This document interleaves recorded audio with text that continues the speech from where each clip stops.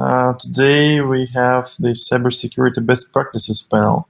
Yeah. My name is Pavel Kravchenko. I'm PhD in Information Security. I'm a co-founder of Distributed Lab.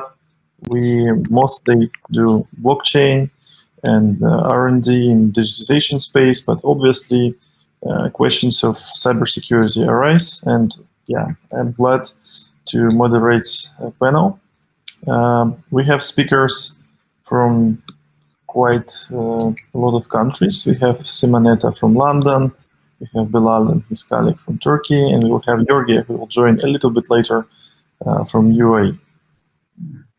So we have a few questions that we want to discuss, but before that I want my panelists to introduce themselves and tell about their experience in cybersecurity and how they address that, and then we'll go and proceed with questions. Simonetta, we can start with you. Sure. So, hello everyone. I'm the CEO and co-founder of NetToken, a control panel for your digital identity. So what NetToken does is really empowering everyone to be in control of their expanding identity, especially in a time where this footprint is in great expansion. We were all forced to live almost entirely online, and our footprint keeps increasing. We keep signing up to new accounts for all sorts of reasons every day, both as business and as individuals. So with a user-centric approach at its core, we're trying to make cybersecurity less intimidating and more approachable. So we'll help you find and analyze all these services that you signed up to over time and bring back control into your hands easily, but securely as well. Okay, great. Bilal, your turn. Okay, my name is Bilal. I am CEO and co-founder of the SecPoint with my partner, Mr. Recep. He is also CTO and the co-founder of SecPoint. As we said, we are a cybersecurity company, and we started our business 2 years ago with one dream.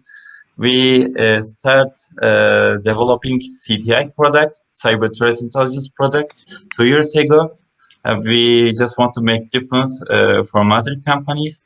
Now we still developing, and we are giving service with our product.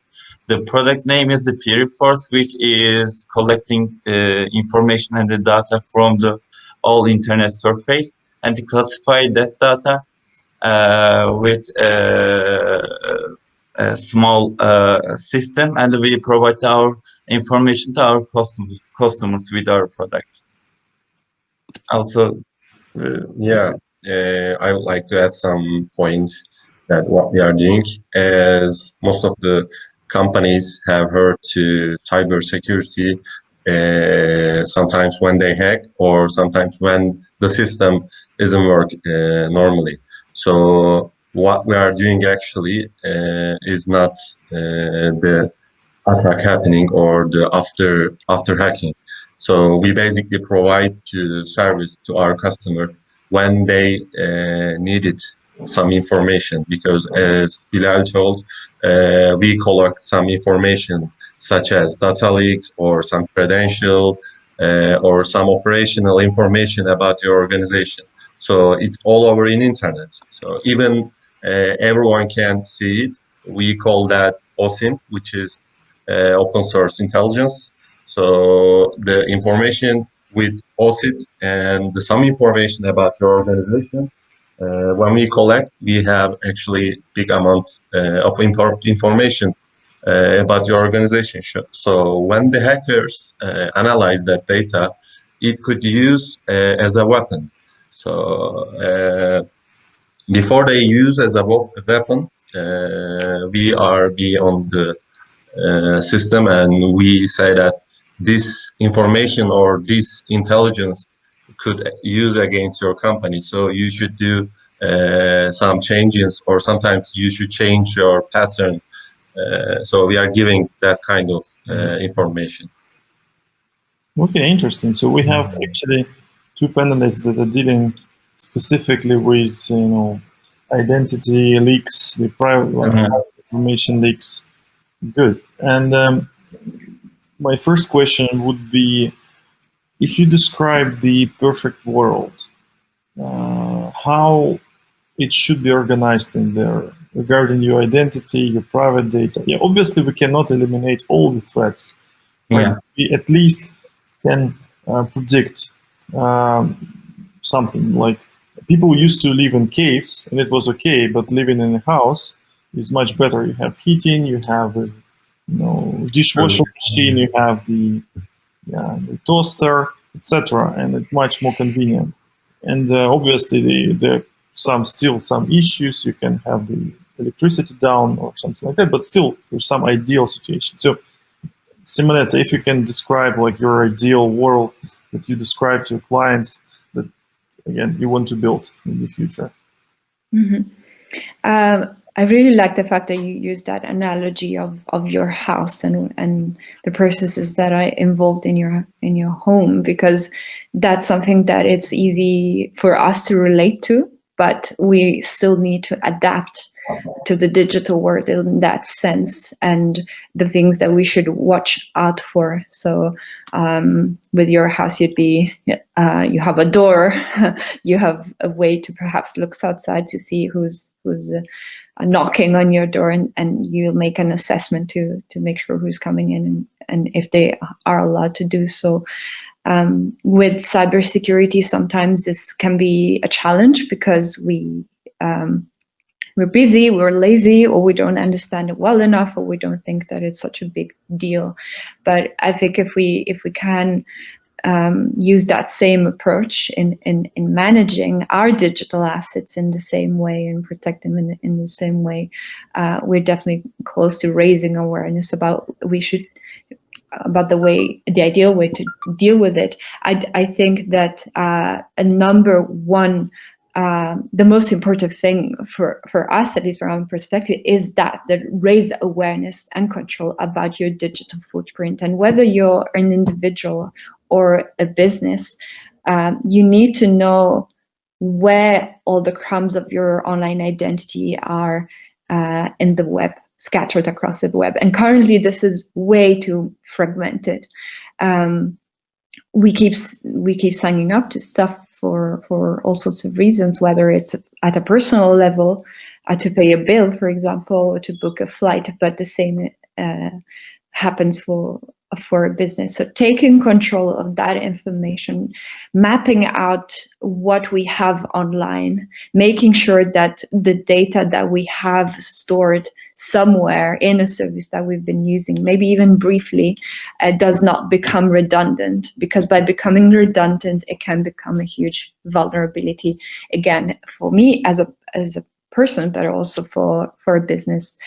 Of course, at a corporate level, this is obviously more, it's understandable, but it's even more important for a medium-sized business that not necessarily is familiar. So I think as people developing products, is super important that we make sure that we build products that are understandable, that have the user at the center, so that they not only we launch into the world a great technology, but that this technology is also understood and easy to adopt for anyone, regardless of their technical ability. Okay, this is an interesting point. I have in my mind now the vision. Like in a physical world, it's hard to protect what other people analyze, and it's like you cannot wear a full face mask. You cannot alter your voice in real time to protect what you do and who you are. In the digital world, you can use Tor, you can use methods to protect your cookies, to protect something like your behavior, how you move your mouth. It's all possible. So definitely a new way of privacy and control over your personal information is possible. This is really exciting. Yeah. By the way, we have our third panelist, Jorge, who just came free and could join us. Jorge, please introduce yourself quickly. And basically, the discussion went onto the point, like, how do we protect our digital footprint? privacy and leaks of personal data and something like that. So my question to panelists was, how do you describe the ideal world to clients that want to buy something like that or purchase services, or just maybe your opinion, how the ideal world for digital privacy should look like?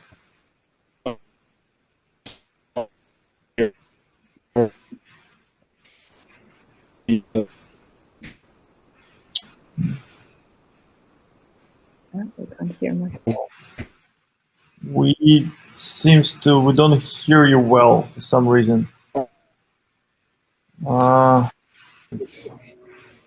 It's kind of, your voice is breaking. That might you can try to switch off your video, and we'll leave only voice. Okay, that's fine. Maybe is the quality better? Okay, yeah. Everybody knows what I look like. I'm virtual CISO in several projects, advisor as well as Chief Technology Officer, but I'm also the CEO of the GBO, Global Blockchain Organization, and as such, we're driving for the proper implementation of best practices in blockchain across projects, both in the fintech industry, but as well in governments. More specifically in cybersecurity, my experience has been over 25 years. My background is mathematics and cybersecurity. So I think we have done many panels together, Pavel. So it's a pleasure to be here with you again as well.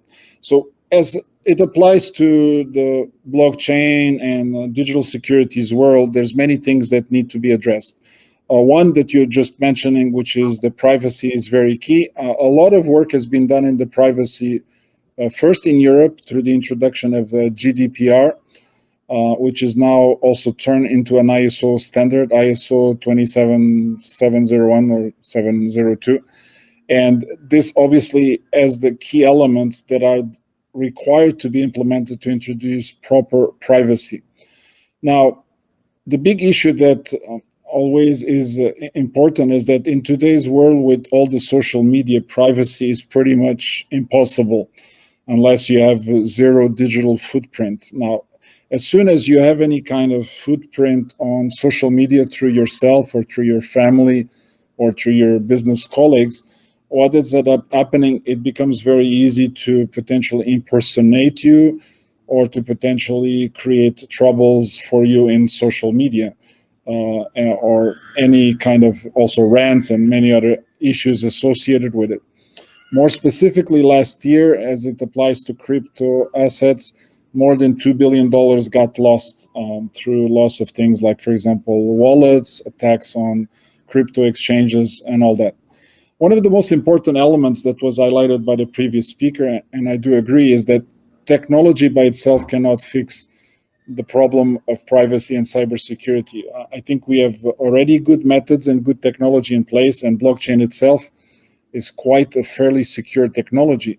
But the biggest challenge that remains today is with the user, and to address the user, you need to build the proper security education, training, and awareness. And changing user behavior is not trivial because the attack space on the privacy and the crypto assets remains in so many areas. It can be, of course, on the privacy of user, can be through the browser, can be through zero-day attacks, can even be on something as secure as the cold wallets, where vulnerabilities exist even in the firmware of these wallets. So I think a lot of work needs to be done to educate and create the best practices to change in behavior of the user.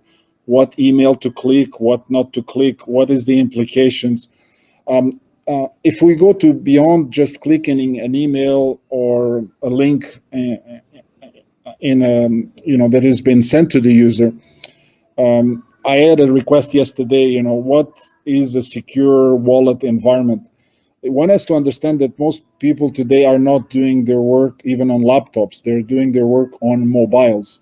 So mobiles are themselves a whole bunch of issues associated with them. One is the traditional mobiles like iOS or Android although they're fairly secure, they're not extremely secure. That's number one. Number two, the applications that you install on these devices create a much larger attack spaces and attack vectors. So that means if you're really serious about cybersecurity, you should have a native iOS, no mobile apps, no other installs on this device to minimize any kind of risk. Because as soon as you start installing apps like WhatsApp, Messenger, Telegram, doesn't really matter. Each one of them comes with their own series of zero-day vulnerabilities. So if you at the same time you're also putting your digital asset wallets on the same devices, this kind of behavior is simply not compatible. So that means users need to be educated on the risks associated with the interoperability or cross-interoperability between the apps they put on the devices and the kind of assets that they're putting on these devices. I mean, this is just an introduction note, but we can go on any direction with the ongoing talks that we have for the panel. Thank you. Thank you. Pavel, back to you. Yeah, I hear words about like digital hygiene, basically. So it's not just what technology should do for people, but what people should do in order to, operate certain technology. And yeah, indeed, it was like every plant, whether it's a production of cars or production of IoT devices or even like bread, has certain like policies how people should behave with new machinery in order to stay safe and in order to for organization to be safe. Okay, so Bilal, can you please add maybe your vision of how the ideal world should look like? Yeah, as we say that the data is very important. There is no 100% security in the world, and there is no ideal world. If you are just solving the problem, it is a problem. You should be produce the problem. If you are not stay update, it is also a problem. The first thing that you need to produce problem, and you should be stay update. If you are not following two of them, there is a problem too. That's why it is also our mission. We are the problem producer and the solver. If we are not producer, it's not important. The people produce problem, we just solve. We will be always the second step. We need to reach the first one. That's why and tracking the information analyzing and the hacker behavior is really important. The main aim in our product is to follow the attacker behavior and to classify their behavior. Then we can estimate their tactics, and we can estimate their behavior, and we can give the best service in the world. Yeah, also I want to add in cyberspace, actually there is three elements. One is as a hacker, one as a security specialist, but also there is an innocent user in the same space. Actually, both users are looking to the innocent users' data, information. Sometimes it could be in the money after blockchain and cryptocurrency. So the both parts, attackers and the security team, are increasing their techniques or the operational parts. But as a user, it goes slowly. So the first thing we have to do is, as the other participants said, we have to train them. We have to tell them how they should react when something happens. And also one of the things is we have to learn about attackers' behavior, as Bilal told. So the important part in the cyberspace, we have to know all the elements in the space. Otherwise, we will be blind if you look one way. Okay, it's funny. When I entered the first course on information security department, the first lecture started from the citation that there is no secure system. If you have a computer turned off and put in a bunker under 100 meters under the earth, put like the concrete on it, I still doubt that it's secure. Yeah. It's true. So, There's always a way. Yeah. Okay, so maybe this is actually quite important, because we can give an example of this. And the best example of this, if you remember, was the attack against Stuxnet for Iran. This was enrichment of nuclear fuel.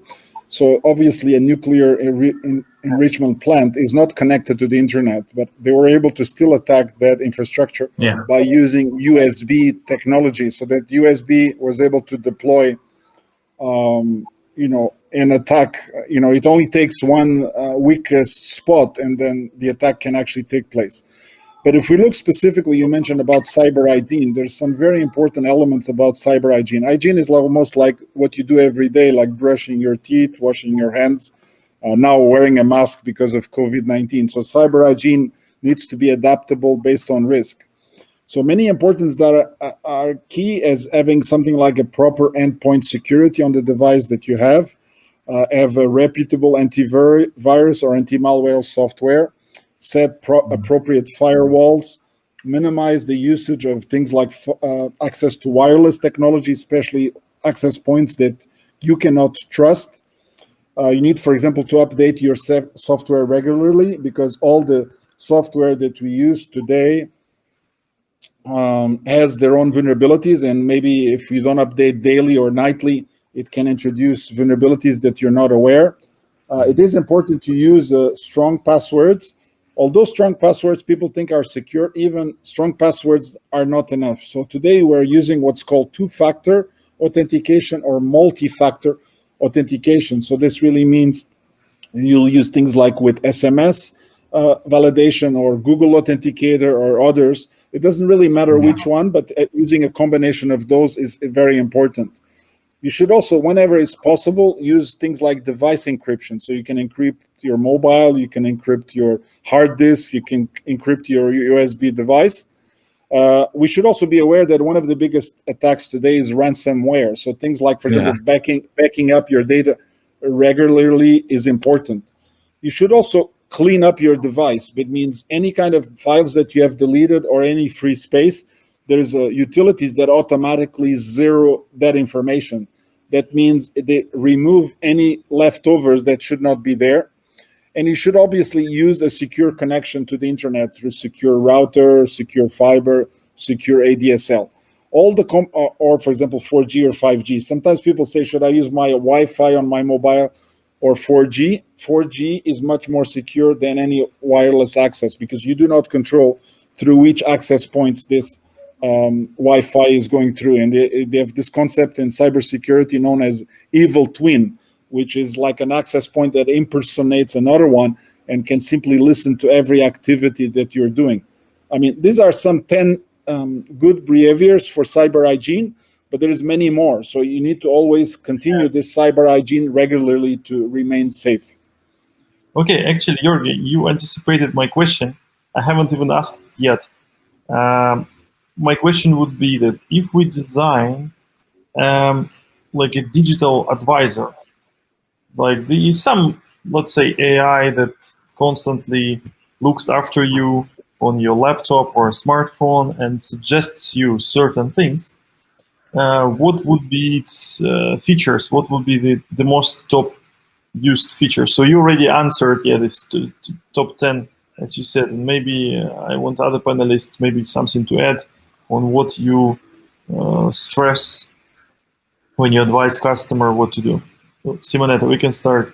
With you. Something to add. Yeah, I think I'll build on what Jorge just said, which I fully agree. I particularly agree with the suggestion of using alternative methods to passwords and to master passwords, which is often the problem with password managers, which is they are great platform, but a master password not only is as safe as the server that is hosting it, which is not necessarily a lot, but it's also a great barrier to adoption for users, because The irony is that a long password can increase the security, but a long password also puts a lot of pressure on who has to create it. And also very often it will just end up being written on a post-it anyway, which is also not very secure. So we do have alternatives from biometrics to QR code authentication, which is what we use for Net Token because of that reason, because it is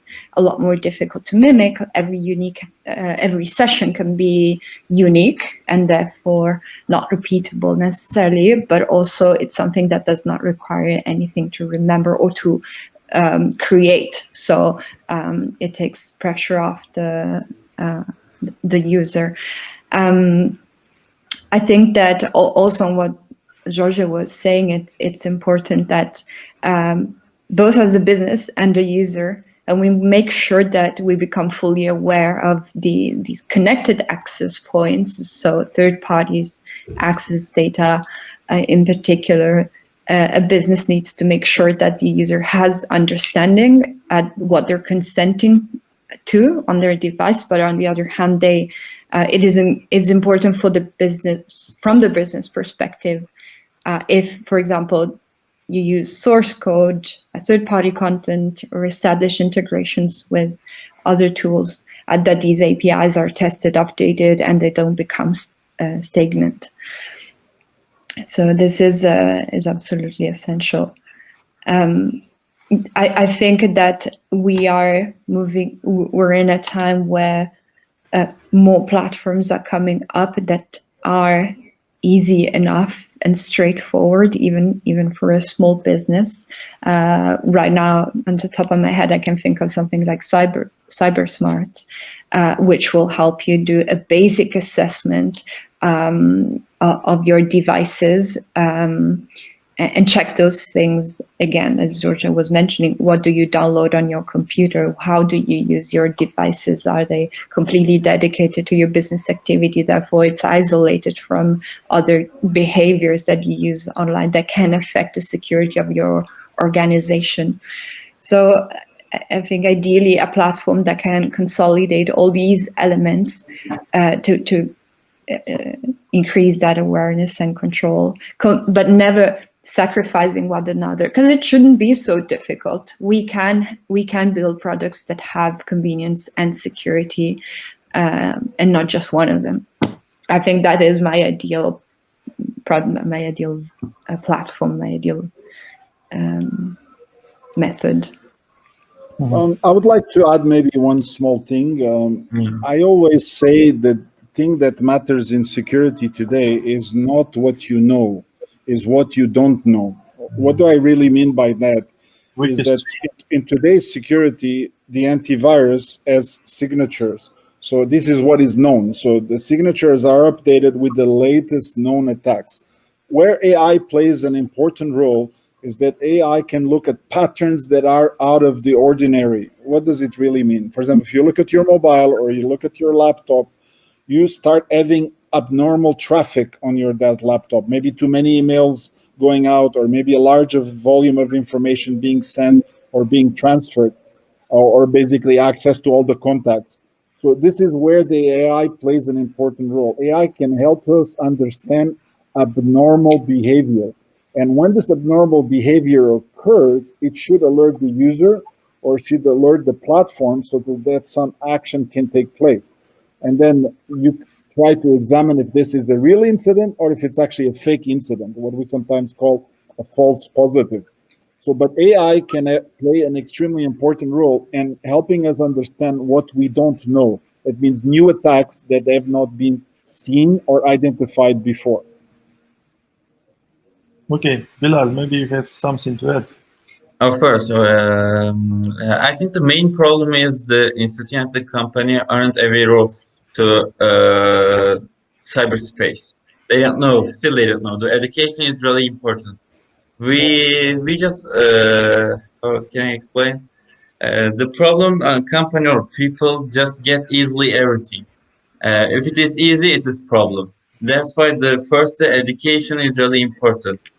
And for example, we click every mail. If we don't know, we just say there's 100 million, just click, and then we just click. and we just want to get everything easily. That is the main one of the main problem. Also, we use a lot of tools, free tools, free how can I say programs. It's also main problem. If it is free, you are the product, and I mean we just trust everything easily, but we never verify. The verifying is really important.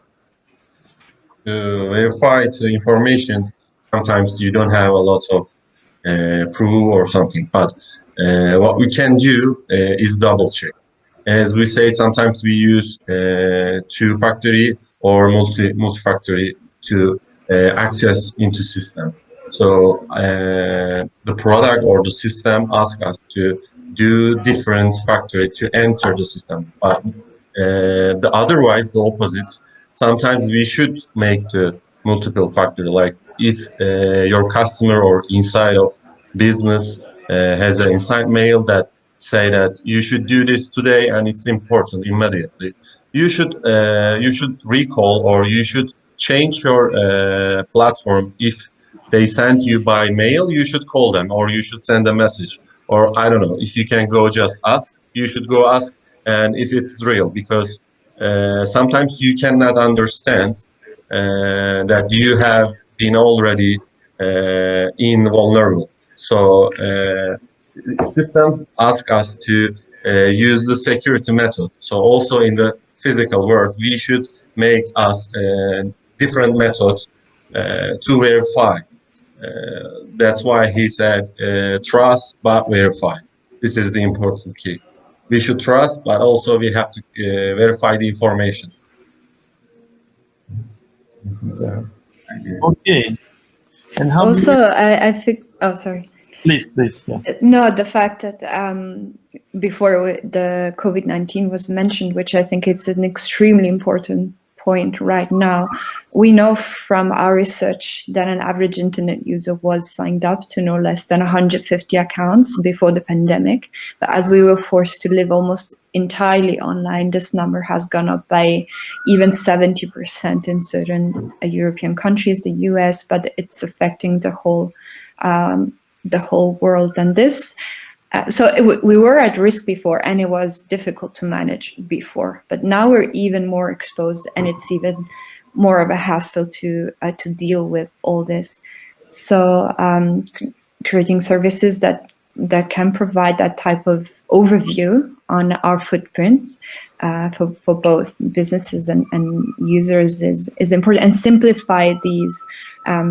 Not just the accessing, but also providing better understanding and insight about what all these credentials that we have scattered across the web really represent, and do that cyber hygiene that you mentioned before, so that you can reduce your risk and better question what you're signing up, whether it's a productivity tool for your team or another service that it's for a personal purpose. One thing that I wanted to add and actually ask your opinion is the so-called homomorphic encryption and tools that can be built on top of it. And we have one project like that implies that the customer data which was collected from their customers is not leaving to any third party to do big data processing, but rather it's encrypted, and a special code is sent to it and analyzes it in encrypted form, and only the results are kind of being sent out. So that way you can, using homomorphic encryption, you can actually process encrypted data, and there is no risk of data leaks and so on and so forth. So what do you think when this, and we use it for one specific case for which an encryption is designed and method is designed, so it's a very narrow case for now. And what do you think about this approach? Maybe you heard something or work on that. Just would be great to hear.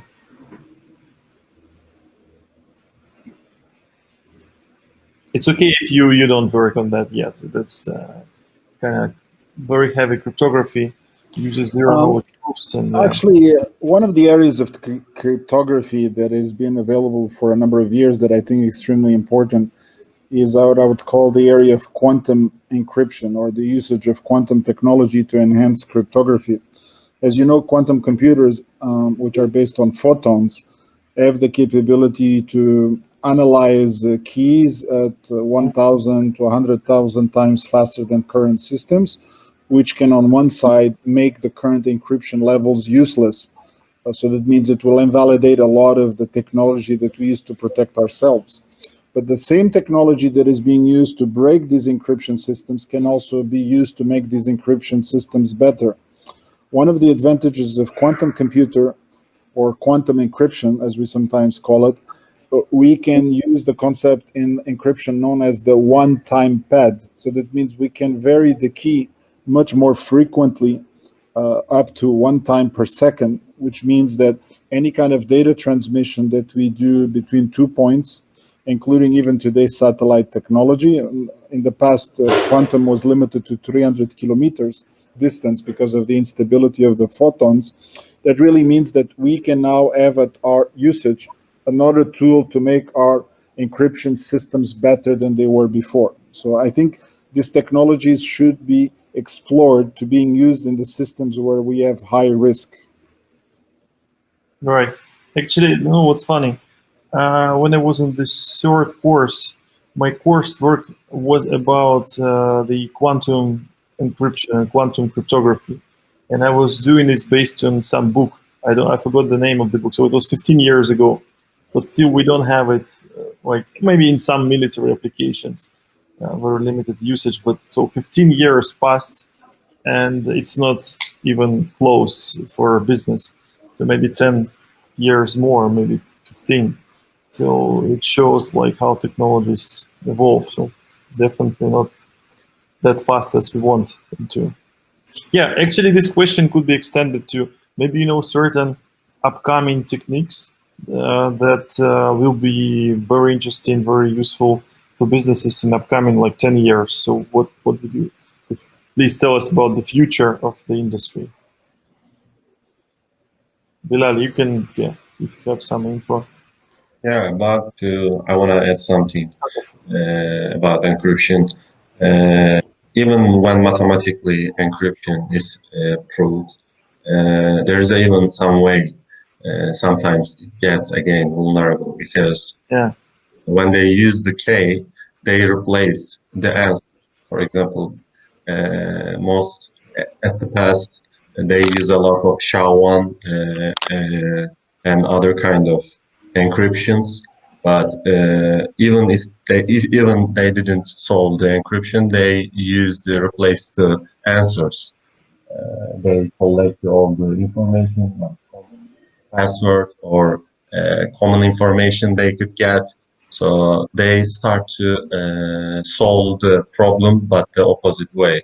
So encryption, if encryption should change recently. So, for example, we encrypt our data in database, in data warehouse, but we make a standard of the encryption. We use that algorithm, or we use that encryption.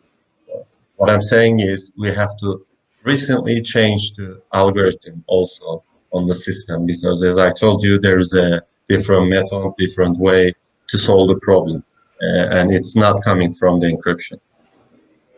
Okay, yeah, definitely encryption is not the weakest link. Yeah. And that's the second principle of information security. The theft or the attack will not be directed to the your cryptography. That's the last resort. First, yeah, definitely social relationships, social like hacking. The second is to the key management, also the sweet spot. The third would be on protocols, and only then on cryptography, because it's you can use certain cryptographic techniques which are more or less stable, and even if you still cannot verify them yourself, like hash function, encryption algorithm. You can always combine two, and one of them will be you cannot break two algorithms, very unlikely, at the same time, or at least even if one agency like NSA designed a backdoor in one algorithm, it's very unlikely that the algorithm from Chinese will also be the same time cracked, or two agencies will collude. So actually Bitcoin is a good example of that, because in Bitcoin how keys are generated in a way that you have two hash functions, the SHA-256 and MD5. And you first hash with SHA and then MD5, and that protects the key. And actually Bitcoin is protected from quantum attacks, at least if you haven't used the key a few times. And that's based, you can ensure that. And but the protocol level, which manages the interaction and transmission, is always a problem. And some protocols were hacked like 17 years after they've been implemented and used and tested. So it's kind of textbooks were written about that, and we've been studying based on these textbooks. So these are what I explain to people when they care about security, that first you should care about digital hygiene. This is the must. If you don't have that, anything else is just wasted time. So,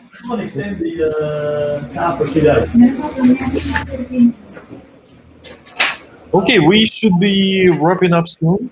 So any closing remarks, like message to our viewers? What should they do? Who should they buy from? Actually, I think the most important thing about cybersecurity is not the product or the tools.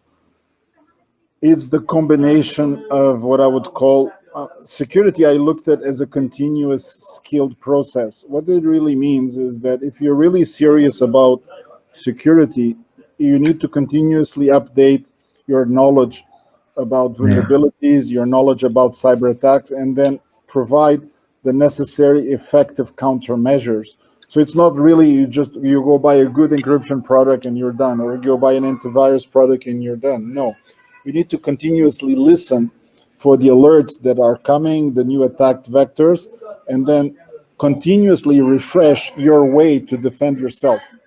The last point that I think is extremely important in cybersecurity is what I call agility. And really agility means how fast you respond to the cyber attack is how better you'll be at defending yourself. So if you're too slow at responding to any kind of attack, whether it happens to be malware or ransomware or other, that means the more damage the attacker can do. So the quicker you can reply to that attack and defend yourself and restore the original service, the better position you'll be to continue your business application or your trading or your specific usage of the digital wallets or digital currencies.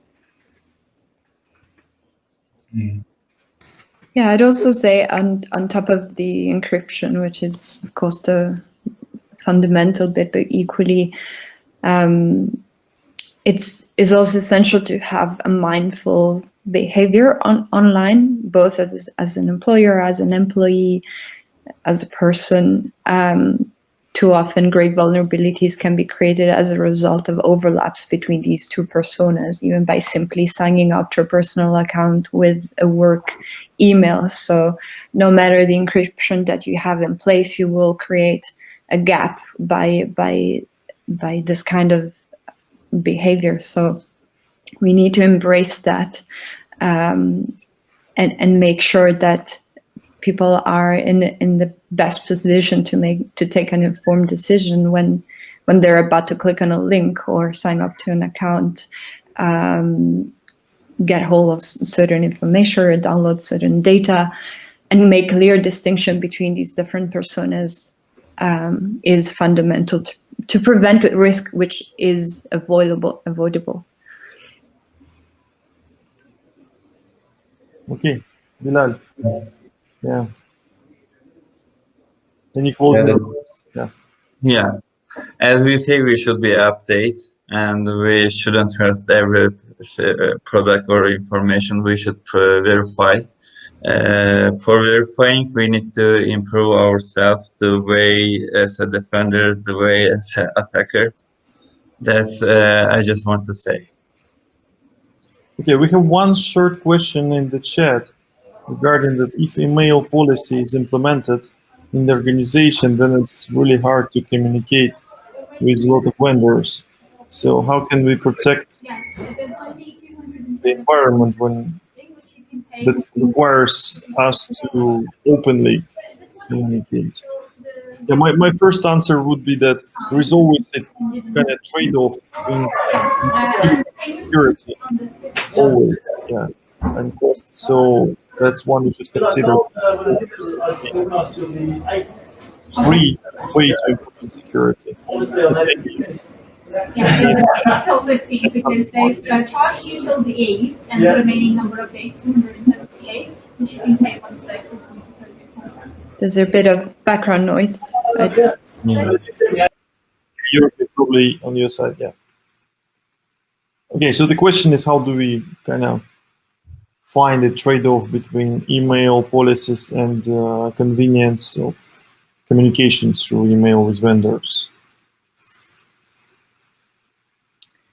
I think the update in the GDPR, at least at the European level, is providing some guidelines on this, even when it comes to how do we store the data, how do we back it up, for how long do we keep it. And this is, in my view, not a great step forward just in terms of ethics, which is important, but also from a security aspect and from the security of the software architecture aspect, because it makes sure that the data that it's in the service is there for the right reasons and not creating the vulnerabilities for the person or the company involved. So I think we've come to a time where we need to care whether we are based in Europe or not to this type of guidelines, definitely. From the right to be forgotten to, again, the way the data is backed up, kept, and protected.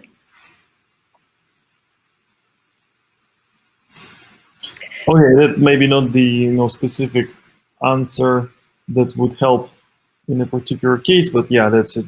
Obviously, I was thinking of compliance and how you line up to that more at a general level. Okay, Bilal, maybe you have something to add.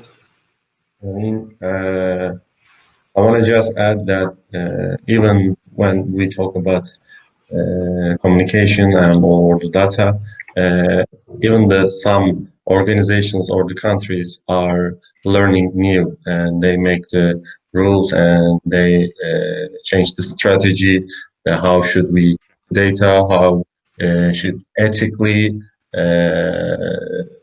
we make to make a secure or make it private, and so that's the challenge. Also, we haven't sure that the ethical data information has to written on a paper. So that's the one of the things. We continuously at the same time simultaneously change the ethical part, and also we want to change the technical part. So. It depends on the country, which country you are working in, especially in the Middle East or a European country. The rules are different, especially in the GDPR. I can say for the Turkey, it's just still improving. Even we don't know there's some rule in GDPR, but it changed suddenly. It can change tomorrow. It can. The people aren't aware of the GDPR still. Yeah, that's all. Okay. If there is no more question, then we are exactly on time. So thank you all. Yeah, Frederick, if you have more questions regarding your case, please write to me directly. The panelists, maybe they will help you. And thanks for your time. Thanks for listening. For having us. Thank you. Thanks for participating. It was great to having you together on the panel. Thank you very much. Thank you very much. It's a pleasure to be here. I'm always looking forward. Thank you.